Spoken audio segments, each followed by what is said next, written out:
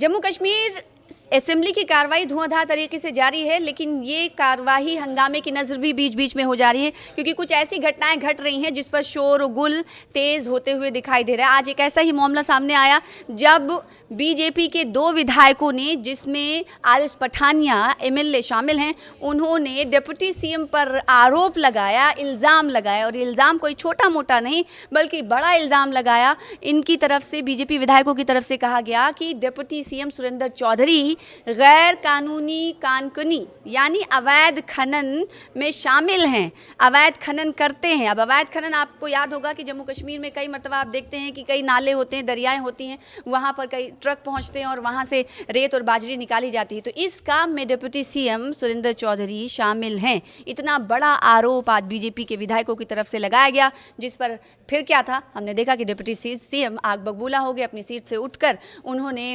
नाराजगी का इजहार किया और खूब जमकर बरसे। किस तरह से उनके तेवर से, आइए आपको दिखाते हैं।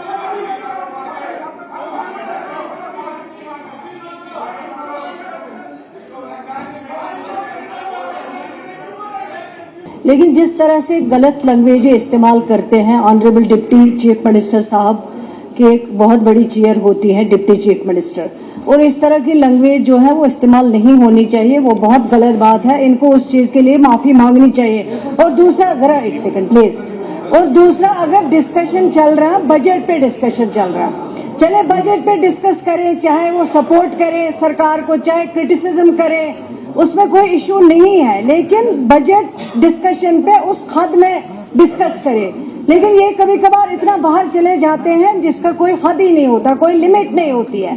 मेरी रिक्वेस्ट है, मेरी गुजारिश है ऑनरेबल मेंबर से, पर्सनल अटैक मेहरबानी करके मत करिए, चाहे वो कोई भी मेंबर हो। और ऑनरेबल डिप्टी सीएम के ऊपर जो भी आप पर्सनल, जैसे आपने कहा, अपनी शक्ल देख लीजिए, ये कोई तरीका होता है बोलने का?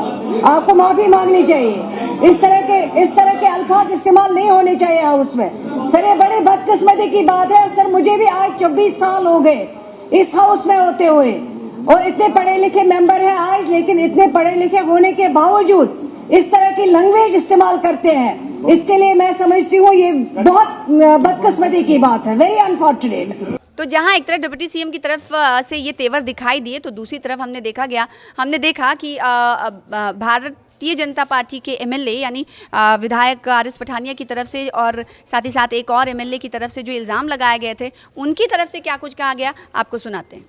लेकिन आपके परिवार से लोग माइनिंग कर रहे हैं, you are the mining minister, सरकार नीड्स टू एक्सप्लेन, सरकार नीड्स टू एक्सप्लेन। आपके परिवार के लोगों के माइनिंग के बिजनेस हैं, सरकार needs to explain. This is a conflict of interest, this is a conflict of interest. This is a conflict of interest, this is conflict of interest. मेरा submission है, सुन लें आप इसमें। तो मैं सबमिशन में मैं सरकार में पुट कर रहा हूँ, तो मेरा सब आपने 16 महीने इसलिए बोला आपको इसमें। जम्मू कश्मीर असेंबली की कार्रवाई धुआंधार तरीके से जारी है, लेकिन ये कार्रवाई हंगामे की नज़र भी बीच बीच में हो जा रही है, क्योंकि कुछ ऐसी घटनाएं घट रही हैं जिस पर शोर गुल तेज होते हुए दिखाई दे रहा है। आज एक ऐसा ही मामला सामने आया जब बीजेपी के 2 विधायकों ने, जिसमें आरिफ पठानिया एमएलए शामिल हैं, उन्होंने डिप्टी सीएम पर आरोप लगाया, इल्ज़ाम लगाया, और इल्ज़ाम कोई छोटा मोटा नहीं बल्कि बड़ा इल्ज़ाम लगाया। इनकी तरफ से, बीजेपी विधायकों की तरफ से कहा गया कि डिप्टी सीएम सुरेंद्र चौधरी गैर कानूनी कानकुनी यानी अवैध खनन में शामिल हैं, अवैध खनन करते हैं। अब अवैध खनन, आपको याद होगा कि जम्मू कश्मीर में कई मरतबा आप देखते हैं कि कई नाले होते हैं, दरियाएं होती हैं, वहाँ पर कई ट्रक पहुँचते हैं और वहाँ से रेत और बाजरी निकाली जाती है। तो इस काम में डिप्टी सीएम सुरेंद्र चौधरी शामिल हैं। इतना बड़ा आरोप आज बीजेपी के विधायकों की तरफ से लगाया गया।